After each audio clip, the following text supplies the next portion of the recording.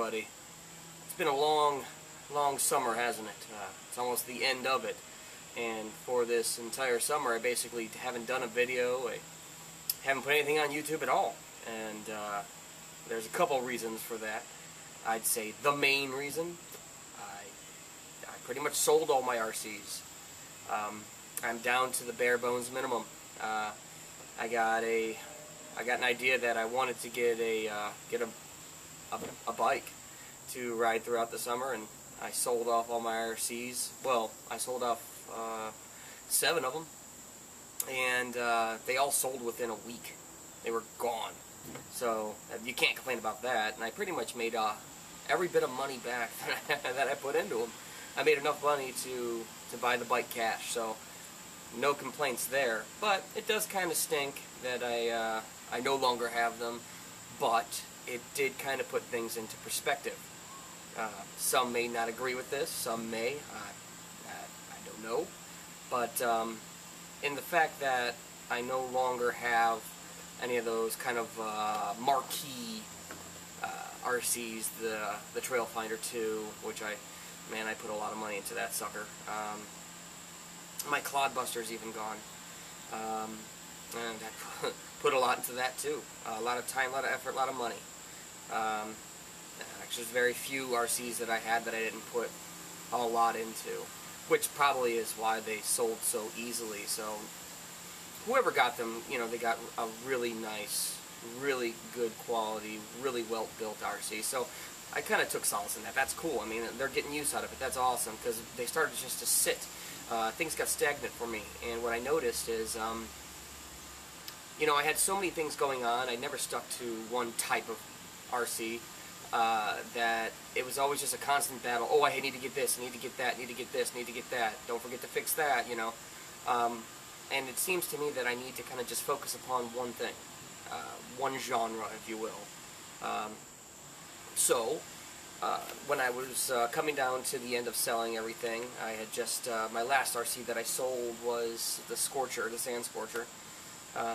I hated to see that go, by the way, even worse than the Trailfinder. But I had the Midnight Pumpkin, the Lunchbox, and my Tamiya Fox left. And that's all I have now. And I just, for whatever reason, couldn't bear to part ways with them. So, but, you know, I had an awesome summer of riding. I never owned a bike before, and now I have one, and I have no regrets. I really enjoyed it. But I'm really happy I kept these guys right here, because what I do have is an abundance of spare parts just laying around, you know, from different cars and trucks and things I've had over the years. Yesterday, day before, something like that, I don't recall, I just decided to pull these off the shelf, or pull this one off the shelf. I'm leaving the pumpkin, the Midnight Pumpkin, for now, stock.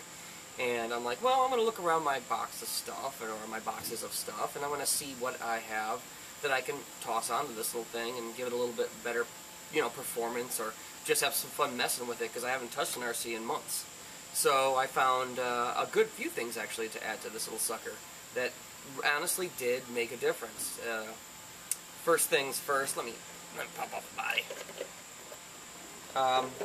I threw a much better servo that I had in it. I just had some crappy high-tech servo I paid like $10 off of eBay for. I threw a Traxxas 2075 servo in it, so the steering is much more responsive. I went ahead and, with the hardware that I had laying around, because as you know, these shocks that come on these things, they're pretty horrible. I mean, they're fun to watch just bounce around, but they're, as far as performance goes, they're really bad. So I found enough hardware. You know, I had the seat clamps, you know, for the rear, front and rear, and I had 4 nice oil-filled shocks. I threw them on here, and I'll tell you, that really made a huge difference. Now, the one problem is, right now, I don't really have any softer springs that fit the shocks, but I'll get around to getting some. But even without, like, they're a little too stiff. They're not terrible. It took away the bounce. It gave it more of a smooth ride. It's not constantly just jumping from one side to the other or whatever, like I said, which is kind of fun to watch, but eventually gets kind of annoying, especially after you do a really nice paint job on one of these things. It just destroys it. So anyways, I did that. I put some shocks on it, and I'm pretty pleased with how that came out.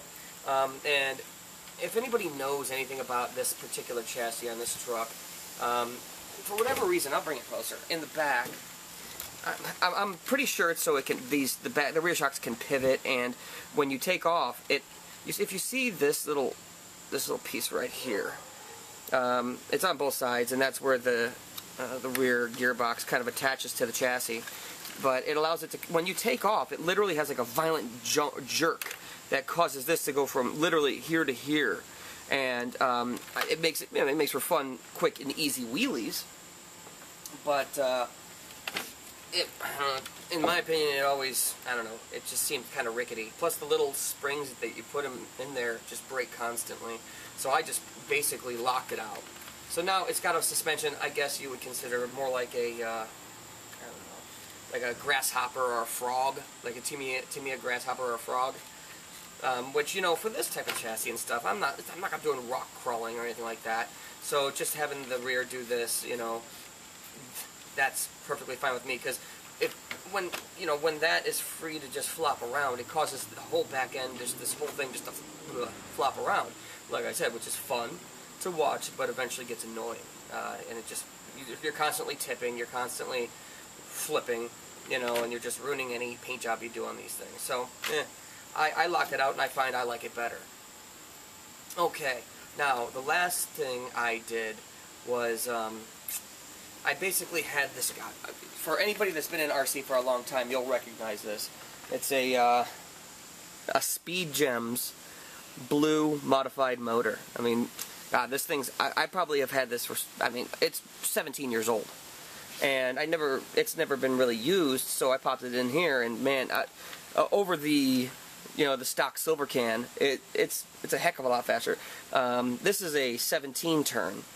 Now, you may notice I'm still using the TEU 104BK ESC, which is rated to only go to, I think, a 25 turn. So you wouldn't see a lot of people throwing 17 turn motors on a ESC that's rated for 25 turns, but I don't care. If it blows out, it's cheap, and I have a couple of ESCs downstairs. But so far, I've ran a good 4 or 5, you know, battery packs in series on an 85-degree day in this thing, going through just pure dirt on a baseball diamond, and I've had no problems. So, hey, I'm not saying do it, I'm not saying I recommend it, I just did it myself because I don't care. If it blows out, it blows out. I guess my next thing I'm going to do with this little guy is probably put like a lower powered brushless motor. I'm not going to put like a Mamba Max or anything like that, but something that's going to give me a little more speed, something, you know, that's going to make it a little more fun. So I guess in the end, I'm going to just stick with these little Tamiyas. I'm going to, you know, I'm going to keep this, I'm going to keep my Midnight Pumpkin, I'm going to upgrade those. I'm going to upgrade it before I buy something new. I'm looking at what I'm going to get next, but I'm not sure. But it's going to be probably another Tamiya model. One of the re-releases, because I really like the vintage RC cars. I figure if I stick with something, I conform to something, it makes it easier. I don't have to, like, I'm not like, oh, I'm going to buy, you know, this or that for $1,000, you know. You get one of these little kits, unless you're buying, you know, one of the huge high-end kits by Tamiya, which to me is expensive regardless, I'm sure you all know that. But, you know, these little kits here, I mean, they're going to run you, what, like, between 100 to upwards of, like, if you go with, like, a Hot Shot or whatever like that, you can get that for, like, I don't know, $220, $250, and it comes with the ESC and a silver can, and you can upgrade from there. So I'm going to stick with these. I'm going to stick with Tamiya throwbacks for a while. If you don't like that, I'm sorry. I think it's going to be fun, personally. So if you think you might enjoy that, tune in whenever I pop something new up.